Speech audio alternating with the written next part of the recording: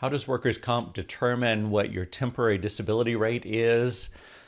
In a lot of scenarios, it's very straightforward. In a handful of other scenarios, it's complicated, it's a mess. But the general rule, your temporary disability is paid at 2/3 of your average weekly wages. The most common scenario is to take the earnings that you made at the employer for the last 12 months, divide that by 52, and you get an average weekly wage.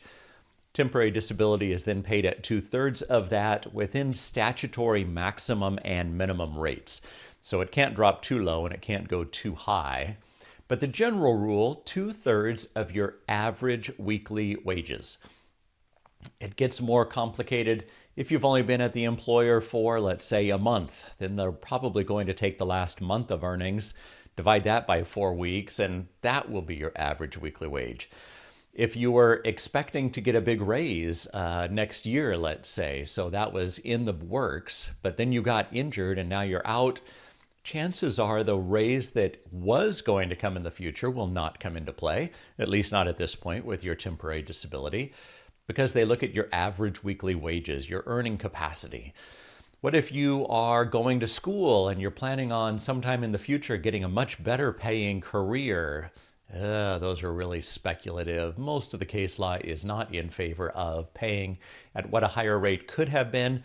It really has to be well established, and those are really under the exceptions of the rule. But the rule, 2/3 of your average weekly wages. They will look back and get your earnings from the employer. You say, what if I was making overtime? What if I worked a lot of extra hours at times? Well, that gets factored in because they're going to look at what your wages were for the last 12 months and then divide that. So that would include your overtime. That would include the extra hours if there was a busy season.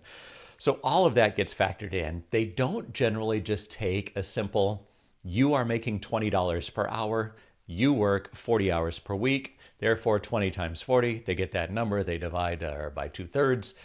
They don't usually do it that way. They'll look at what you actually made. So overtime and extra hours should get calculated.